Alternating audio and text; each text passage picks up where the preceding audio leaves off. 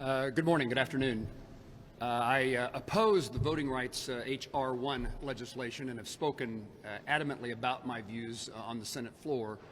I would highlight that the framers, the founders of our nation, through the Constitution, knew that voting rights were so important that constitutionally they gave the power to administer those laws to states across the country. It would be a terrible mistake for the nature of our democracy to federalize those laws. Today, I'm most concerned about the potential change in the rules of the United States Senate. The filibuster, which perhaps the word has a bad connotation, the ability for a member of the United States Senate to speak on behalf of his or her constituents, to advocate on their views, even though they may be in the minority, is what that 60-vote rule provides. So it protects the minority, not just the minority whether you're a Republican or a Democrat, but the minority of whether you're rural or urban or you have an unusual idea.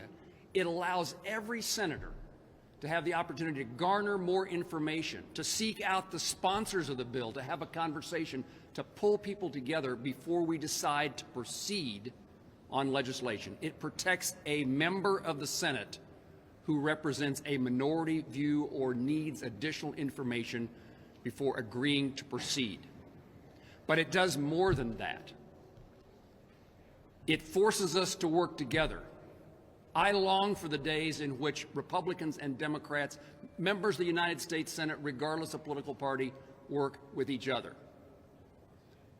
The rule requiring us to pass legislation, to proceed to legislation by 60 votes, requires that. Secondly, it makes the ups and downs of an election, it evens them out. We saw the passage of a tax bill during the last Congress with a different administration, and an attempt to pass a new tax bill in this new Congress with a new administration. We're still figuring out what the old tax code says, and if we can change the laws, whatever they are, whatever the policy is, with the change of an election, then we create such uncertainty that it's difficult for people to predict what's going on in their lives, whether to buy a house now or is the tax law going to change. The uncertainty is damaging to our economy. It also is important that the filibuster remain in position because we need desperately for a Congress. Article 1 of the Constitution created a legislative branch, and because of the divisions that exist between parties within the Congress, we are unfulfilling. We are not fulfilling our responsibilities for one of the greatest threats to our liberties and freedoms that Constitution guarantees. Republicans and Democrats, members of the United States Senate, regardless of political party, should be working together to make sure that the legislative branch is the legislative branch and that we have not conceded. We have not ceded to the executive branch all the powers and authorities through executive orders and other mechanisms by which the executive branch now operates. Remember the days when Republicans and Democrats would band together in opposition to any administration, whether it was Republican or Democrat, intruding upon our authorities.